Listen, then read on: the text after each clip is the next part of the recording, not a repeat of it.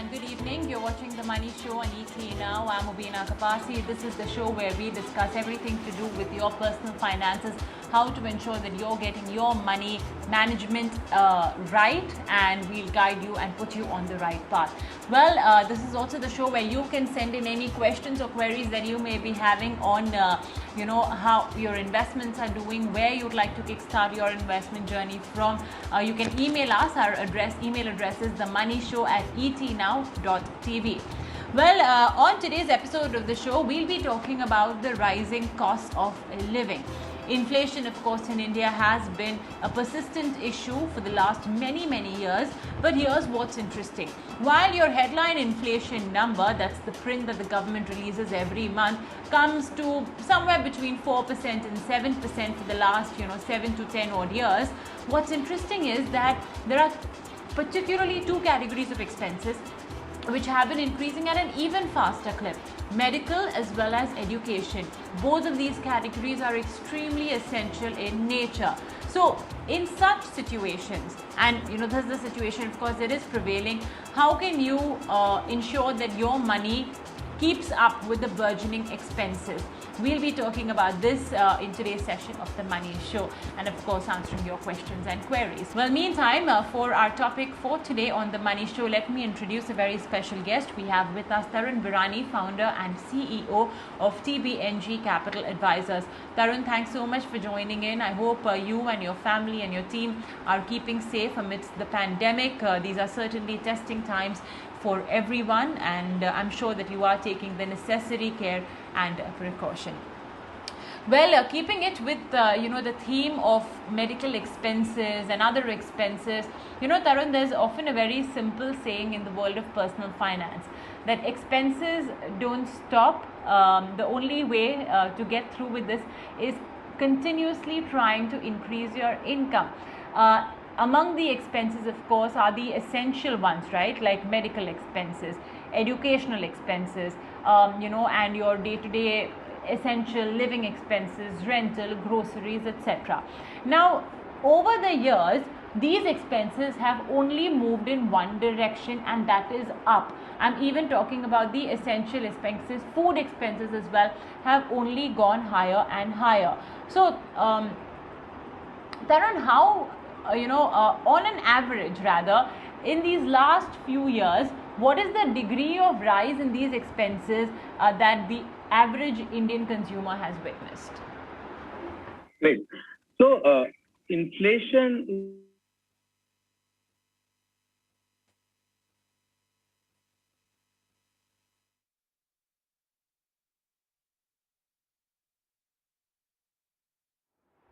Okay, I think we just about lost Tarun's feed over there, and yeah, he was, what the terminology used for that rise in expenses is inflation. Like I said in my introduction, in these last 7 to 10 years, inflation has averaged anywhere between 4% to 7.5%, 8%.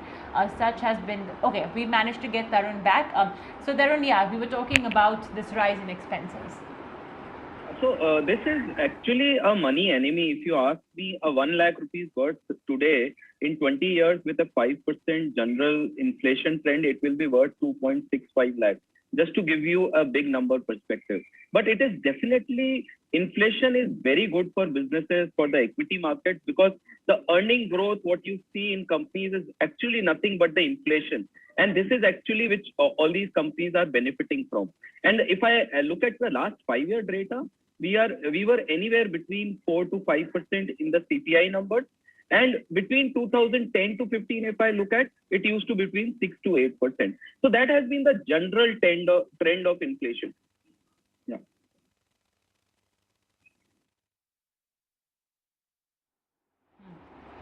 Okay.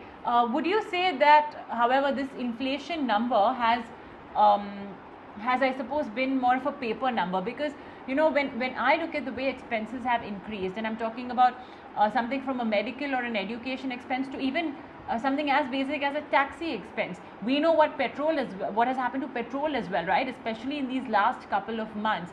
So, which are the categories there of expenses where we have seen, the surge or the percentage surge surpassing and breaking even those benchmark inflation numbers?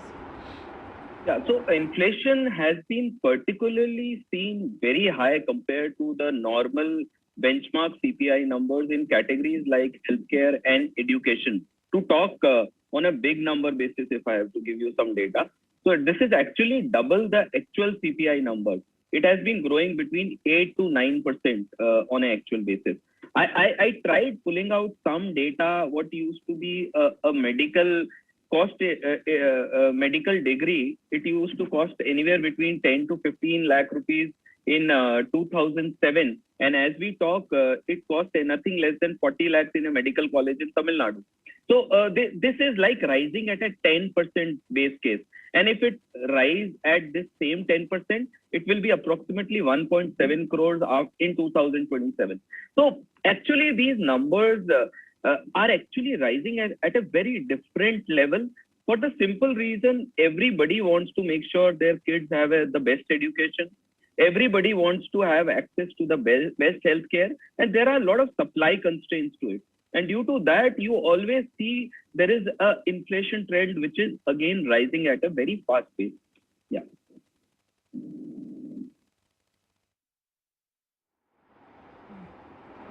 Well, yeah, it makes sense, right? As India's population as well increases, we see more and more people. I mean, the positive is that, of course, we're seeing more and more people, moving out of the poverty line, more and more people getting educated. And of course, you want the best for your children. You're willing to pay whatever it takes. So all the more you were seeing a rise in, expenses like in education.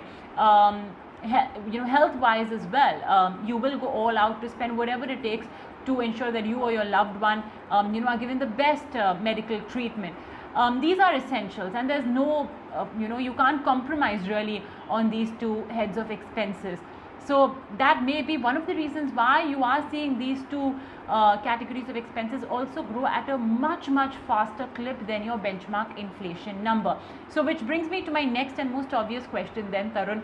How can one keep up with these expenses and this higher than inflation clip that we are seeing these numbers grow at? Because my income may not even, let's say if I'm a salaried employee, my annual increment is definitely not going to be anywhere close to those numbers that you showed us right now, Tarun. So, according to me, there is only one way, and that one way is nothing but planning. You need to start planning, and that needs to be done in a very detailed manner. So, when I talk about financial planning, it starts with identifying your existing risk tolerance level, your suitability, that what kind of time frame you have available. Once you have data around this available, you can start looking at investments accordingly. So let me give you a quick perspective. Let's say you are looking at a higher education for your kid who is aged 15 years right now, and you are targeting an MBA after 8 years. And let me give you a quick perspective. And you, as a parent, I always want to plan for the best education for my kids. Today, an MBA in IIM Ahmedabad costs nothing less than 25 lakh rupees. So if I'm targeting the best college in India, after 8 years, if my kid is 15 years old, I need to target a corpus of 52 lakh rupees with a 10% inflation.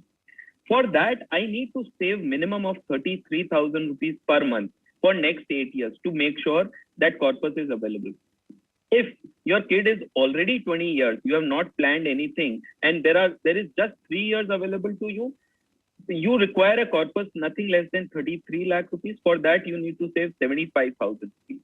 So this is for a management degree I am talking about. Let's say if you are talking about an engineer, you want your kid to be an engineer, you need to start saving for him accordingly. Let's say IIT Kharagpur today, which is the best premier college in India, it costs almost 4 lakh rupees to get an admission there.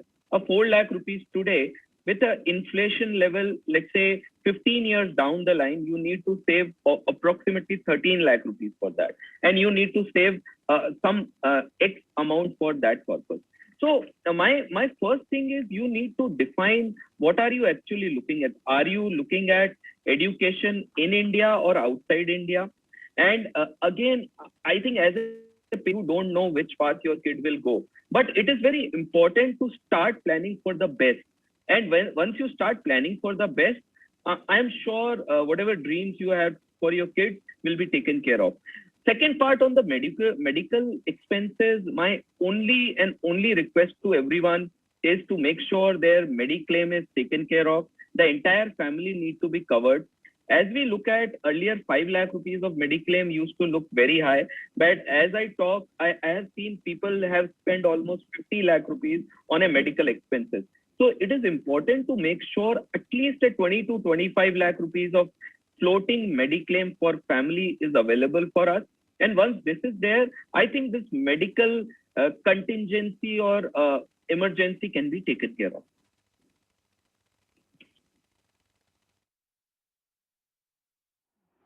So I think, Tarun, it will be easier really to meet medical expenses. The task is very simple. You just have to buy a health insurance policy, ensure you and your family and your loved ones are adequately covered. It's perhaps the education bit for which, you still need a lot more planning and a lot more, investments, etc., that you need to take. And of course, like Tarun said, it's always easier, to be prepared for, the higher amount, the higher end of the amount that could possibly come in. Of course, if it's lower, then great, really. So, Tarun, what would be then that inflation beating return that one can target? Or rather, should I say, medical expenses and education expenses beating return that investments can generate, and which are the asset classes or the pockets that can actually generate that kind of return to match up with these expenses? So from a risk parameter point of view, higher returns can only be generated by asset classes like equity and real estate over a long period of time.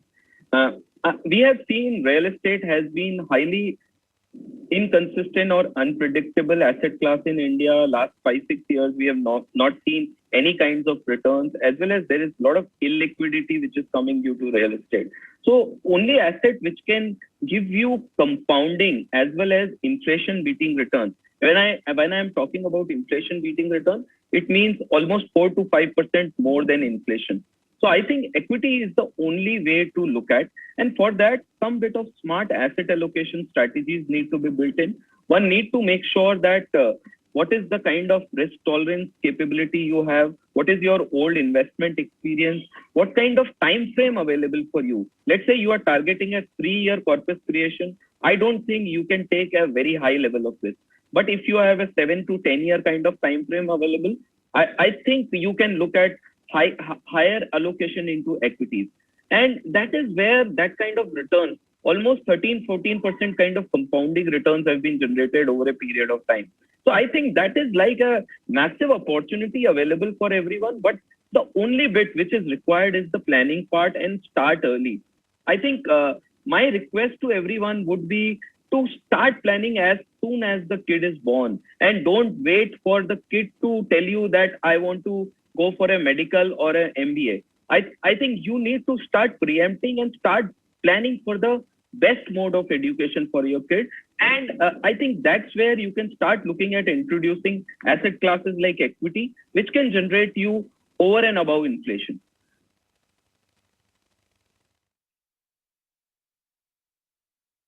Answered my next question as well, Tarun, because since we were talking about education, I was going to ask you that when should one start off then think about education? I mean, medical, of course, you know that there unfortunately can be an emergency that can arise anytime. So the best time to buy mediclaim is right now, and ensure you keep renewing it. But for education, someone's child maybe, just 5, someone must be 10, someone must have been just born.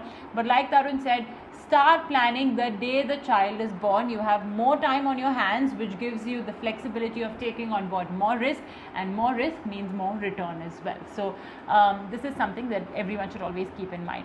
Now, unfortunately, Tarun, I think the last 1 year, the characteristic that COVID has thrown about in everybody's money is that, firstly, expenses have increased, like petrol, etc. Secondly, COVID has actually impacted people's income as well, job losses, business disruptions, etc. So in such a situation and amidst the rising expenses, what do you recommend these individuals do?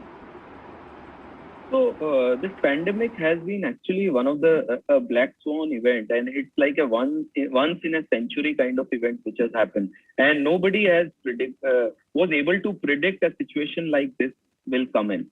So yes, this will also pass. As an optimist, I feel this will also pass, and maybe a 6 months, 1 year period once the population is vaccinated, and once you start seeing the economic activity gets into full flow, you will start getting back into shape.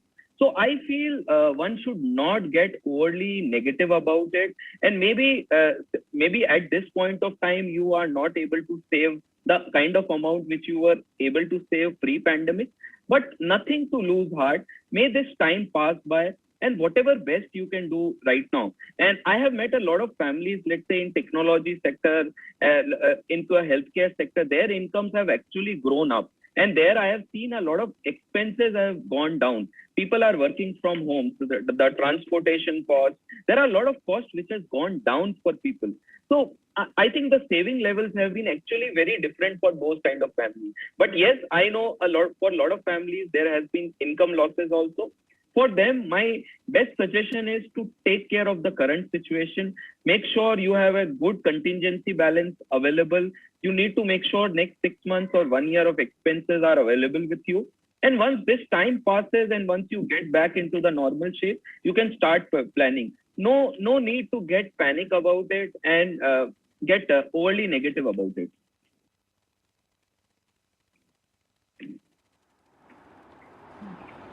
Okay, well, yes, the hope is that all of this will pass very, very soon, and we can get back to our daily grind, which all of us, I'm sure, appreciate at this juncture. Okay, well, let's take on board some questions and queries. Remember, folks, you can connect with us on the Money Show at etnow.tv. That's our email address. Okay, taking on board some questions that we've received in the course of the last few days, Mr. Shivakumar Burli writes in saying, if I hold bonds for a period of 1 or 3 years, can I expect the returns to match the underlying coupon rates of the bonds held by that fund?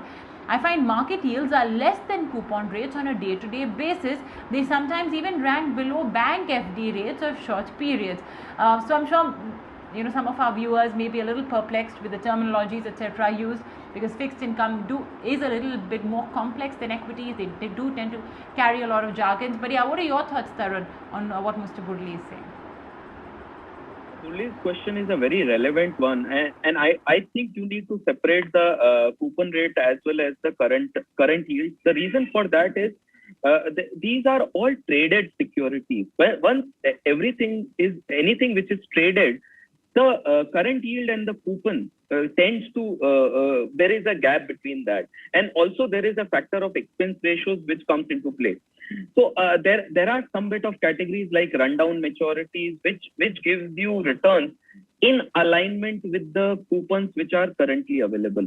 But let me give you a quick example of the 10-year government security. This is one of the most liquid and tradable security available in the market.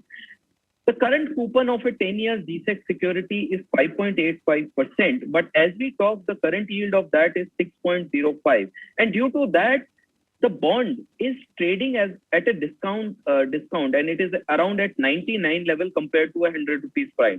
So the current yield reflects the current market interest rate, whereas the coupon is the interest rate which you are going to get. So there is a difference between that. So one need to understand anything which is tradable will have a different current yield compared to the coupon rate.